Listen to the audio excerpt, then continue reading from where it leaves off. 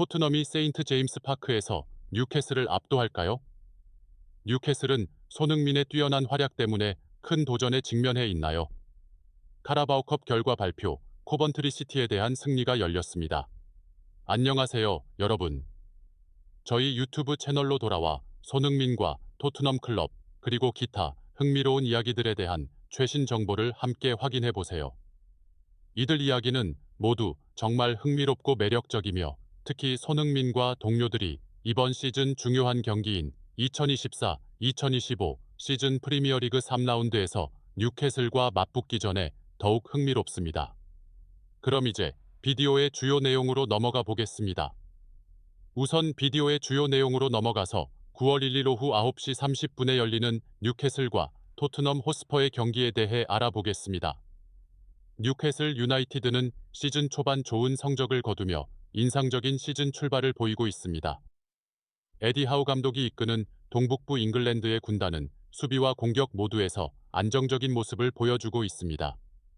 브루노 기마랑이스, 앤서니 고든, 그리고 특히 주 공격수 알렉산더 이삭과 같은 품질 높은 선수들을 보유함으로써 뉴캐슬은 어떤 팀에게도 까다로운 상대가 되었습니다. 반면 토트넘 호스퍼는 시즌 출발이 비교적 순조로워서 뒤처지지 않고 있습니다. 앙제 포스테코글루 감독 아래서 두 번째 시즌을 맞이한 토트넘은 공격적인 다양한 플레이와 속도를 지닌 새로운 모습을 보여주고 있습니다. 새로운 영입인 도미닉 솔랑케가 공격진에 합류하고 손흥민과 제임스 매디슨과 같은 핵심 선수들과 함께 런던 클럽에 다양한 전술적 선택을 제공할 것으로 기대됩니다. 실질적으로 볼 때 토트넘은 최근 뉴캐슬과의 경기에서 항상 어려움을 겪어왔지만 이번 경기는 체력적인 면과 준비 상태에서 약간의 이점을 가지고 있습니다. 토트넘은 지난주 에버튼과의 경기 후 일주일 이상의 휴식을 취하며 에너지를 보충하고 회복하여 이번 경기를 대비하고 있습니다. 반면 뉴캐슬의 상황은 훨씬 다르고 더 많은 어려움을 겪고 있습니다. 뉴캐슬은 지난 시즌 8위로 마감하였고 유럽 대회 진출 자격이 없어 카라바오컵 64강부터 경기를 시작해야 했습니다. 에디 하우의 군단은 원정에서 노팅엄 포레스트와 맞붙어야 했습니다. 대부분의 프리미어리그 팀들은 약체와 맞붙으며 큰 변동 없이 경기를 치렀습니다. 그러나 뉴캐슬은 프리미어리그 팀과 맞붙어야 했습니다.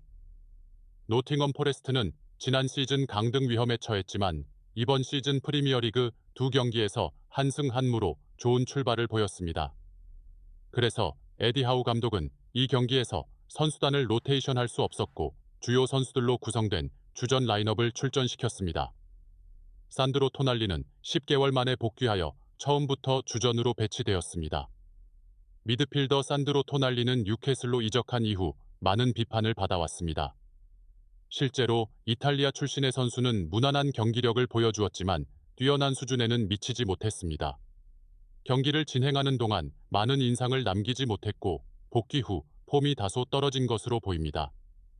뉴캐슬은 경기 시작 후 첫 번째 분의 골을 넣어 쉽게 승리를 향한 유리한 출발을 했습니다. 그러나 뉴캐슬은 노팅엄 포레스트에 비해 큰 우위를 보이지 않았습니다.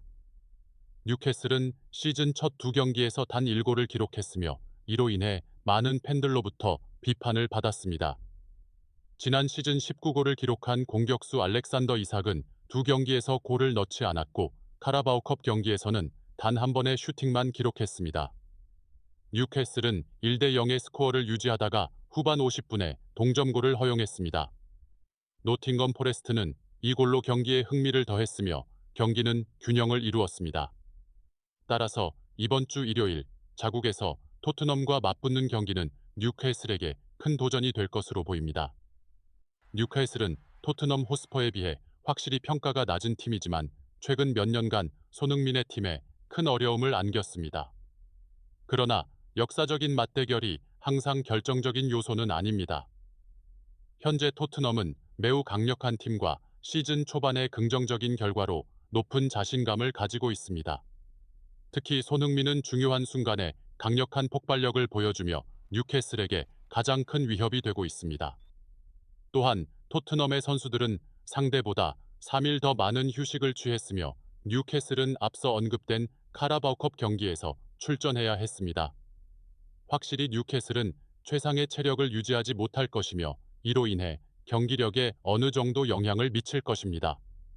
이러한 모든 요소를 고려할 때 다음 경기에서 토트넘은 뉴캐슬과의 원정 경기에서 반드시 승리해야 합니다. 포스테코글루의 군단은 잉글랜드 동북부 팀과의 맞대결에서 종종 잊을 수 있는 결과를 받아왔습니다. ST 제임스 파크는 프리미어리그의 어느 팀에게나 가장 까다로운 경기장 중 하나입니다. 특히 토트넘은 이곳을 방문할 때 여러 번 어려움을 겪었으며 점수를 얻기 위해 애쓰거나 심지어 큰 점수차로 패한 경우도 있었습니다. 뉴캐슬은 강력한 플레이와 열정적인 홈 관중의 지지로 항상 상대에게 큰 압박을 주며 토트넘도 예외는 아닙니다.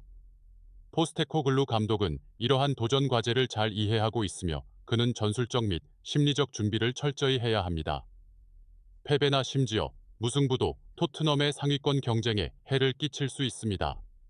하지만 뉴캐슬이 카라바오컵에서 경기를 치른 만큼 9월 1일 저녁에 토트넘의 승리 기회는 더 커질 것입니다. 많은 사람들이 8월 29일 아침에 열린 카라바오컵에서 뉴캐슬과 노팅검 포레스트의 경기에서 놀랐습니다. 컵 경기임에도 불구하고 에디 하우 감독은 거의 모든 주전 선수들을 사용하여 이 대회에 많은 심혈을 기울였음을 보여주었습니다.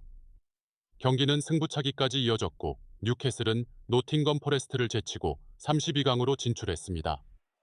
에디 하우 감독은 뉴캐슬이 주말에 토트넘과 프리미어리그에서 중요한 경기를 치를 것임을 확실히 알고 있지만 그는 여전히 최고의 선수들을 쉬게 하지 않았습니다. 이는 그들이 이 대회에서 깊은 진출을 목표로 하고 있음을 보여줍니다.